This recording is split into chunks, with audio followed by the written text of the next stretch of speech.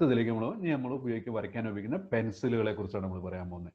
നമ്മൾ ഈ ഡ്രോയിങ് വരയ്ക്കുക പെൻസിൽ ഉപയോഗിച്ചാണ് വരയ്ക്കാന്ന് ഞാൻ പറഞ്ഞു. അപ്പോൾ പെൻസിൽ 7B മുതൽ 9H വരെയുള്ള ഈ പെൻസിലുകൾ നമ്മൾ ഈ ഡ്രോയിങ് വരയ്ക്കാൻ വേണ്ടിയിട്ട് ഉപയോഗിക്കും. 7B മുതൽ 9H വരെ. അപ്പോൾ എന്താണ് ഈ ബി, എന്താണ് ഈ H എന്ന് നമുക്ക് നോക്കാമല്ലോ.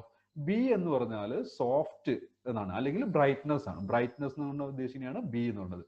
ബ്രൈറ്റ്നസ് എന്ന് പറയുമ്പോൾ എന്തായിരിക്കണം? ആ മെറ്റീരിയൽ സോഫ്റ്റ് മെറ്റീരിയൽ ആയിരിക്കണം അല്ലേ. സോഫ്റ്റ് ആയിട്ടൊരു മെറ്റീരിയൽ ഒരു സ്ഥലത്ത് വരയ്ക്കുമ്പോഴല്ലേ നല്ല ബ്രൈറ്റ് ആയിട്ട് ലൈൻ വരുള്ളൂ. അപ്പോൾ സോഫ്റ്റ് മെറ്റീരിയൽ ആയിരിക്കണം അത് ഏത് ബി ഗ്രേഡ് എന്ന് പറയുന്നത്. അപ്പോൾ എച്ച് എന്ന് പറയുന്നതോ ഹാർഡ് പെൻസിൽ ആയിരിക്കും. എച്ച് എന്ന് പറഞ്ഞാൽ ഹാർഡ് പെൻസിൽ. അപ്പോൾ ഈ ബി ഗ്രേഡ് കൊണ്ട് വരച്ച എങ്ങനത്തെ ലൈനാണ് നമുക്ക് കിട്ടുക? തിക്ക് ലൈനാണ് കിട്ടുക. തിക്ക് ലൈൻ എന്ന് പറഞ്ഞാൽ കട്ടിയുള്ള ലൈൻ കിട്ടും. ഇനി എച്ച് പെൻസിൽ കൊണ്ട് വരച്ചാലോ തിൻ ലൈനാണ് നമുക്ക് കിട്ടുക. എന്ത് ലൈനാ? തിൻ ലൈൻ നമുക്ക് കിട്ടും. അപ്പോൾ പിന്നെ അതിന്റെ മലയാളം നമ്മൾ പറയാ തിൻ ലൈൻ എന്ന് പറഞ്ഞാൽ എന്താ പറയാ, ചെറിയ വീതി കുറഞ്ഞ ലൈൻ, ചെറിയ കനം കുറഞ്ഞ ലൈൻ നമുക്ക് കിട്ടും. ഏത് വരച്ചു വെച്ചാൽ? എച്ച് പെൻസിൽ വെച്ച് വരച്ചാൽ. സാധാരണയായിട്ട് നമ്മൾ ഉപയോഗിക്കുന്ന, ഇപ്പോൾ നമ്മൾ സ്കൂളുകളിലും കോളേജുകളിലൊക്കെ നമ്മൾ ഉപയോഗിക്കുക ഏതാണ്? H, 2H, HB ഇങ്ങനെ 3 പെൻസിലുകളാണ് നമ്മൾ ഉപയോഗിക്കുക. അപ്പം നിങ്ങൾ വാങ്ങേണ്ട പെൻസിൽ ഏതൊക്കെയാണ്? H, 2H, HB എന്നുള്ള പെൻസിലാണ് നിങ്ങൾ വരയ്ക്കാൻ വേണ്ടി നിങ്ങൾ വാങ്ങേണ്ടത്. മറ്റത് നമ്മൾ എഞ്ചിനീയറിംഗ് ഡ്രോയിങ് സാധാരണയായിട്ട് പ്രൊഫഷണൽ ആയിട്ട് നമ്മൾ വരയ്ക്കാൻ വേണ്ടി ഉപയോഗിക്കുന്ന സംഗതിയാണ് ഏതെന്നുള്ളത് 7B മുതൽ 9H വരെയുള്ള പെൻസിലുകൾ. ഓക്കെ, അപ്പൊ ഇതാണ് ഇതിന്റെ grade. 7B, 6B, 4B, 3B, 2B, B, HB, F, H, 2H ഇങ്ങനെ പോകുന്നത് 9H വരെ ആണ് ഇതിന്റെ പെൻസിലുകളുടെ ഗ്രേഡ് പോവുക. ഓക്കെ, ക്ലിയർ ആയല്ലോ. ഇനി നമ്മൾ ഈ പെൻസിലുകൾ, നമ്മൾ ഈ പറഞ്ഞ പെൻസിലുകൾ നമ്മൾ പറയും കൂർപ്പിക്കുക എന്ന് പറയും അല്ലേ, അല്ലെങ്കിൽ ഇതിന്റെ എഡ്ജ് ക്ലിയർ ചെയ്യുക. നമ്മൾ സാധാരണ നമ്മൾ ക്ലാസ്സിലൊക്കെ എന്താ പറയുക, കൂർപ്പിക്കാൻ പറയും. അപ്പൊ അതിന് 2 മെത്തേഡുകളുള്ളത്. എന്തൊക്കെ മെത്തേഡുള്ളത്? ഷാർപ്പനിങ്ങിന് 2 മെത്തേഡുള്ളത്. എന്ത് മെത്തേഡുള്ളത്? ഒന്ന് ചിസൽ പോയിന്റ് എന്ന് പറയും. ചിസൽ പോയിന്റ് എന്ന് പറഞ്ഞാൽ നമ്മളൊരു ഉളി ഇരിക്കില്ലേ, നമ്മൾ ഉളിയൊക്കെ കണ്ടിട്ടില്ലേ, ചിസല്, അങ്ങനെ ഉളിയുടെ അതേ ഷേപ്പിൽ ആകൃതിയിലാക്കിയിട്ട് അത് പരത്തിയെടുക്കുക. അതിന്റെ മൊന പരന്നിരിക്കും. അപ്പൊ അത് ഉപയോഗിക്കുന്നതിനാണ് ഡ്രോ സ്ട്രെയിറ്റ് ലൈൻ. അത് സ്ട്രെയിറ്റ് ആയിട്ടുള്ള ലൈൻ വരയ്ക്കാൻ വേണ്ടിയാണ് ഇത് ഉപയോഗിക്കുക, ചിസൽ പോയിന്റ് നമ്മൾ ഉപയോഗിക്കുക. അപ്പൊ രണ്ടാമത്തെ രീതിയാണ് കോണിക്കൽ പോയിന്റ്. സാധാരണയായിട്ട് നമ്മൾ ഉണ്ടാക്കുന്നതാണ് നമ്മളിപ്പോ ഒരു ഷാർപ്പണറിലൊക്കെ ഇട്ട് നമ്മൾ തിരിച്ചു കഴിഞ്ഞാൽ നമുക്ക് കിട്ടുന്ന ഏതാണ്? കോണിക്കൽ പോയിന്റ് ആണ് കിട്ടുക. അപ്പൊ കോണിക്കൽ പോയിന്റ് എന്തിനു വേണ്ടി ഉപയോഗിക്കുക? ജനറൽ ലൈൻ വർക്കിനും ലെറ്ററിങ് അതുപോലെ കർവ് ഒക്കെ വരയ്ക്കാൻ വേണ്ടി. ലെറ്ററിങ് എന്ന് പറഞ്ഞാൽ എന്താ? എഴുതുകയൊക്കെ ചെയ്യാൻ വേണ്ടി, എഴുതുക അല്ലെങ്കിൽ കർവ് ഒക്കെ വരയ്ക്കാൻ വേണ്ടിയാണ് ഏത് ഉപയോഗിക്കുക? നമ്മൾ ഈ കോണിക്കൽ പോയിന്റ് നമ്മൾ ഉപയോഗിക്കുക. ഇനി വേറൊരു പെൻസിലും കൂടി നമ്മൾ ഉപയോഗിക്കാറുണ്ട് ഇപ്പോഴത്തെ കാലത്ത്. വേറൊരു പെൻസിൽ, അതിന്റെ പേരാണ് ക്ലച്ച് പെൻസിൽ അല്ലെങ്കിൽ മെക്കാനിക്കൽ പെൻസിൽ എന്ന് പറയും. ഇനി ഓട്ടോമാറ്റിക് പെൻസിൽ എന്ന് പറഞ്ഞാലും ഇത് തന്നെയാണ്. ഏതാ? ക്ലച്ച് പെൻസിൽ, മെക്കാനിക്കൽ പെൻസിൽ എന്നൊക്കെ പറഞ്ഞാൽ. എന്താണ് ഓട്ടോമാറ്റിക് പെൻസിൽ എന്ന് പറയാൻ കാരണം? ഇതിന്റെ മൊന, ഇതിനകത്ത് ഇതിന്റെ ലെഡ് തീരുന്ന നമ്മൾ ഇങ്ങനെ പുറകിൽ അടിച്ചു കൊടുത്താൽ മുന്നിലേക്ക് കയറി വന്നുകൊണ്ടിരിക്കും.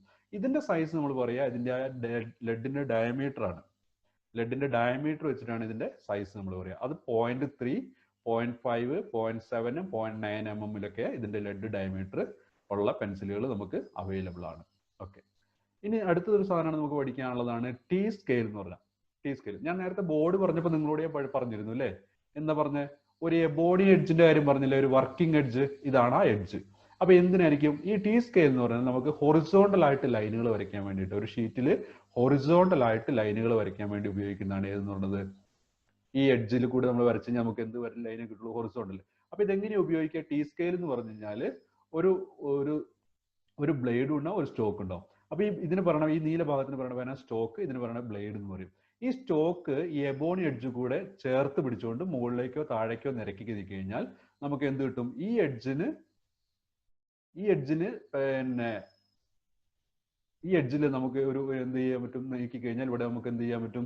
ഹൊറിസോണ്ടൽ ലൈന് നമുക്ക് കിട്ടും. ഹൊറിസോണ്ടൽ ലൈന് നമുക്ക് അവിടെ കിട്ടും.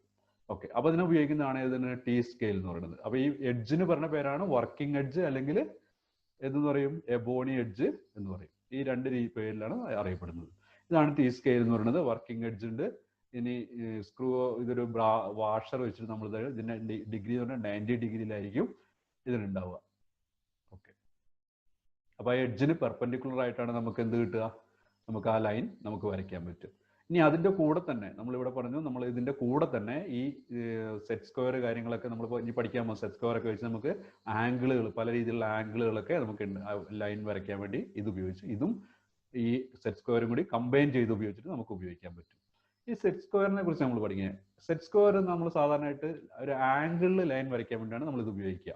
അതിൽ ഈ പാരലായിട്ട് ലൈൻ വരയ്ക്കാൻ വേണ്ടി ആംഗിൾ ലൈൻ വരയ്ക്കും. സ്കെയിലും സെറ്റ് സ്ക്വയർ ഉപയോഗിച്ച് നമുക്ക് പാരലായിട്ട് ലൈൻ വരയ്ക്കാം, ഒരു ആംഗിളിലൊക്കെ ലൈൻ വരയ്ക്കാം. രണ്ട് തരത്തിലുള്ള സെറ്റ് സ്ക്വയറാണ് നമ്മൾ സാധാരണ ഉപയോഗിക്കുക. അപ്പോൾ അതിന് രണ്ട് തരത്തിൽ എങ്ങനത്തെ വ്യത്യാസമുള്ള ഈ രണ്ട് ആംഗിളുകളും 45 ഡിഗ്രി ആയിട്ടുണ്ടാവും, ഒരു ആംഗിൾ 90 ഡിഗ്രി ആയിട്ടുള്ള സെറ്റ് സ്ക്വയർ ഉണ്ട്. ഇനി അടുത്ത ഒരെണ്ണം ഉള്ളത് എങ്ങനെയാ, ഒരു ആംഗിൾ 30 ഡിഗ്രിയും അടുത്ത ആംഗിൾ 60 ഡിഗ്രിയും, അതിന് മൂന്നാമത്തെ ആംഗിൾ 90 ഡിഗ്രി ആയിട്ടുള്ള ഇതാണ് സെറ്റ് സ്ക്വയർ. നമ്മൾ ആംഗിളുകൾ വരയ്ക്കാൻ, ആംഗിളിൽ ലൈൻ വരയ്ക്കാൻ വേണ്ടി ഉപയോഗിക്കും. അതുപോലെ തന്നെ പാരലായിട്ടൊക്കെ ലൈൻ വരയ്ക്കാൻ വേണ്ടി സ്കെയിലിന്റെ സഹായത്തോടെ പാരലായിട്ടൊക്കെ ലൈൻ വരയ്ക്കാൻ വേണ്ടി നമ്മൾ ഉപയോഗിക്കും. ഇനി നമ്മൾ പറയുന്നത് പ്രൊട്രാക്ടർ എന്ന് പറയുന്നത്. പ്രൊട്രാക്ടർ എന്തിനു വേണ്ടി ഉപയോഗിക്കുന്നത്? പ്രൊട്രാക്ടർ നമ്മൾ ഉപയോഗിക്കുന്നത് ഒരു ആംഗിൾ അളക്കാനോ അല്ലെങ്കിൽ ഒരു ആംഗിൾ വരയ്ക്കാനോ വേണ്ടിയിട്ട് നമ്മൾ ഉപയോഗിക്കും. ഇതൊക്കെ നമ്മൾ ചെറിയ ക്ലാസ്സിൽ നമ്മൾ പഠിച്ചിട്ടുണ്ട് അല്ലേ? അപ്പോൾ ഇതിന്റെ ലീസ്റ്റ് കൗണ്ട് എന്ന് പറഞ്ഞാൽ എന്താ? ലീസ്റ്റ് കൗണ്ട് എന്ന് പറഞ്ഞാൽ അതായത് ഇത് ഉപയോഗിച്ച് അളക്കാൻ പറ്റുന്ന ഏറ്റവും കുറഞ്ഞ അളവ്, അതാണ് ലീസ്റ്റ് കൗണ്ട് നമ്മൾ പറയുന്നത്. ഇത് ഉപയോഗിച്ച് അളക്കാൻ പറ്റിയ ഏറ്റവും കുറഞ്ഞ, അത് എത്ര ഡിഗ്രിയാണ്? 1 ഡിഗ്രിയാണ് ഇതിന്റെ ലീസ്റ്റ് കൗണ്ട് എന്ന് പറയുന്നത്. അപ്പൊ രണ്ട് സൈഡ് നമുക്ക് അളന്ന് വരാൻ പറ്റും. ഇവിടുന്ന് ഇങ്ങോട്ട് അളന്ന് 180 വരെ നമുക്ക് ഇങ്ങോട്ട് അളക്കാൻ പറ്റും. അതുപോലെ ഈ സൈഡിൽ നിന്ന് അളന്ന് ഇവിടം വരെ 180 വരെ നമുക്ക് 180 ഡിഗ്രി വരെ നമുക്ക് അളക്കാൻ പറ്റും. ഓക്കെ. അപ്പൊ ഇനി അടുത്ത് നമ്മൾ പറയുന്നത് സ്കെയിലാണ്. സ്കെയിൽ നമ്മൾ ഇതിനെ ഒരു സ്ട്രെയിറ്റ് ഒരു മെഷർ ചെയ്ത ഒരു അളവ് വരയ്ക്കാൻ വേണ്ടിയാണ് യൂസ് ചെയ്യുന്നത്, നമ്മൾ സ്കെയിൽ യൂസ് ചെയ്യുന്നത്. അപ്പൊ സ്കെയിൽ പലതരത്തിലുള്ള സ്കെയിലുകളുണ്ട്. സ്റ്റീൽ റൂൾ ഉണ്ട്, നമ്മുടെ സാധാ സ്കെയിലുകളുണ്ട്. അപ്പൊ ഇതിന്റെയൊക്കെ ഒരു ലീസ്റ്റ് കൊടുക്കുന്നത്, ഈ ലീസ്റ്റ് കൊടുക്കുന്ന ഞാൻ നേരത്തെ പറഞ്ഞു നിങ്ങളോട്. എന്താ ലീസ്റ്റ് കൊടുന്ന് പറഞ്ഞാൽ നമ്മൾ അത് ഉപയോഗിച്ച് അളക്കാൻ പറ്റുന്ന ഏറ്റവും മിനിമം ലെങ്ത് അല്ലെങ്കിൽ അളവ്, അതാണ് എന്ത് പറയുന്നത്, ഏറ്റവും മിനിമം അളവിനെയാണ് എന്ത് പറയുക ലീസ്റ്റ് കൊടുക്കുന്നത്. അപ്പൊ സ്റ്റീൽ റൂൾ അല്ലെങ്കിൽ ഈ സ്കെയിൽ വെച്ച് അളക്കാൻ പറ്റുന്ന മിനിമം അളവ് എത്രയായിരിക്കും? 0.5 mm ആണ്. 1/2 mm ആണ് നമുക്ക് ഇത് വെച്ചിട്ട് അളക്കാൻ പറ്റുന്ന ഏറ്റവും മിനിമം ആയിട്ടുള്ള അളവ് എന്ന് പറയുന്നത്. ഇനി അടുത്ത് ഇപ്പൊ നമ്മൾ പറഞ്ഞു, നമ്മൾ നേരത്തെ പറഞ്ഞു സെറ്റ് സ്ക്വയർ പറഞ്ഞു, പ്രൊട്രാക്ടർ പറഞ്ഞു, പിന്നെ ടി സ്കെയിൽ പറഞ്ഞു, ഇങ്ങനെയെല്ലാം പറഞ്ഞു അല്ലേ? ഈ സാധനങ്ങളെല്ലാം കമ്പൈൻ ചെയ്തിട്ടുള്ള ഒരു ഇൻസ്ട്രുമെന്റ് ആണ് ഏതെന്ന് പറയുന്നത് മിനി ഡ്രാഫ്റ്റർ എന്ന് പറയുന്നത്. അതായത് നമ്മൾ പ്രൊട്രാക്ടർ, പിന്നെ അതുപോലെ തന്നെ set square, scale, T square, ഇങ്ങനെയുള്ള എല്ലാ, അല്ലെങ്കിൽ ടി സ്കെയിൽ, ഇങ്ങനെയുള്ള എല്ലാ സാധനങ്ങളും കമ്പൈൻ ചെയ്തിട്ട് വരെയുള്ള ഒരു ഇൻസ്ട്രുമെന്റ് പറഞ്ഞ പേരാണ് മിനി ഡ്രാഫ്റ്റർ എന്ന്. ഇപ്പൊ നമ്മൾ ഏറ്റവും കൂടുതലായിട്ട് നമ്മൾ ഡ്രോയിങ് ഒക്കെ വരയ്ക്കുന്ന ഏത് ഉപയോഗിച്ചാൽ മിനി ഡ്രാഫ്റ്റർ. ഇത് ഈ ബോർഡിന്റെ ഒരു എഡ്ജിൽ ഉറപ്പിച്ച് കഴിഞ്ഞാൽ ഈ ഭാഗങ്ങളൊക്കെ മൂവബിൾ ആണ്, നമുക്ക് എങ്ങോട്ടും ഇങ്ങോട്ടും ഇങ്ങനെ വേണമെങ്കിൽ നീക്കിയിട്ട് വേണമെങ്കിലും. അതുപോലെ തന്നെ ഇവിടെ ഒരു പ്രൊട്രാക്ടർ ഹെഡ് ഉണ്ട് ഇതിന്. ഈ പ്രൊട്രാക്ടർ ഹെഡ് നമ്മൾ ഇതിനെ നമുക്ക് എങ്ങോട്ട് വേണമെങ്കിൽ തിരിക്കാം. ആ തിരിച്ച് നമുക്ക് ഏത് രീതിയിൽ വേണമെങ്കിലും ഇതിനെ വരയ്ക്കാൻ പറ്റും. ഹൊറിസോണ്ടൽ ലൈൻ വരയ്ക്കാം, പാരലൽ ലൈൻ വരയ്ക്കാം, ഒരു ആംഗിൾ വരയ്ക്കാം. ഇതെല്ലാം ഒരൊറ്റ ഇൻസ്ട്രുമെന്റ് വെച്ച് വരയ്ക്കാൻ പറ്റും. അതാണ് മിനി ഡ്രാഫ്റ്റർ എന്ന് പറയുന്നത്. ഇനി അടുത്തൊരു ഇൻസ്ട്രുമെന്റ് ആണ് ഫ്രഞ്ച് കർവ് എന്ന് പറയുന്നത്. എന്താണ് ഫ്രഞ്ച് കർവ്? അപ്പൊ ഫ്രഞ്ച് കർവ് എന്ന് പറഞ്ഞാൽ എന്താണ്? ഫ്രഞ്ച് കർവ് എന്ന് പറഞ്ഞാൽ വേറെ ഒന്നുമില്ല. നമ്മൾ നേരത്തെ പറഞ്ഞു, നമ്മൾ സർക്കിള് കാര്യങ്ങളൊക്കെ വരയ്ക്കാൻ വേണ്ടി നമ്മൾ എന്താ ഉപയോഗിക്കുക? നമ്മൾ കോമ്പസ് ഉപയോഗിക്കും അല്ലെ? ഈ കോമ്പസ് കാര്യങ്ങളൊന്നും വരയ്ക്കാൻ പറ്റാത്ത ചില കർവുകൾ ഉണ്ടാവും. അപ്പൊ അങ്ങനെയുള്ള കർവുകളൊക്കെ വരയ്ക്കാൻ വേണ്ടിയിട്ടാണ് ഇത് ഈ ഒരു ഷേപ്പ് കണ്ടില്ലേ? ഇപ്പൊ ഇതിന്റെ ഉള്ളിലുള്ള ഈ കർവുകളൊക്കെ കണ്ടില്ലേ? ഈ ഇങ്ങനെയുള്ള ഷേപ്പുകൾ, അല്ലെങ്കിൽ ഇവിടെ ഇങ്ങനെ ഈ ഒരു കർവ്, ഇങ്ങനെയുള്ള കർവുകളൊക്കെ വരയ്ക്കാൻ വേണ്ടി, ഇറഗുലർ കർവ്സ് വരയ്ക്കാൻ വേണ്ടി ഉപയോഗിക്കുന്ന സാധനമാണ് ഫ്രഞ്ച് കർവ് എന്ന് പറയുന്നത്. ഫ്രഞ്ച് കർവ് സാധാരണ നമുക്ക് വാങ്ങാൻ കിട്ടുക നമുക്ക് 6 എണ്ണത്തിന്റെ സെറ്റ് അല്ലെങ്കിൽ 12 എണ്ണത്തിന്റെ സെറ്റ്, ഇങ്ങനെയാണ് നമുക്ക് കടകളിൽ നമുക്ക് വാങ്ങാൻ കിട്ടുക. ഷോപ്പിൽ നമുക്ക് വാങ്ങാൻ കിട്ടുക 6 എണ്ണം 12 എണ്ണം സെറ്റുകളായിട്ടാണ് നമുക്കിത് വാങ്ങാം. അപ്പൊ അത് വെച്ച് നമുക്ക് ഏത് രീതിയിലുള്ള ഷേപ്പുകൾ വേണമെങ്കിലും, ഏത് രീതിയിലുള്ള കർവുകൾ വേണമെങ്കിലും നമുക്ക് വരച്ചെടുക്കാൻ പറ്റും.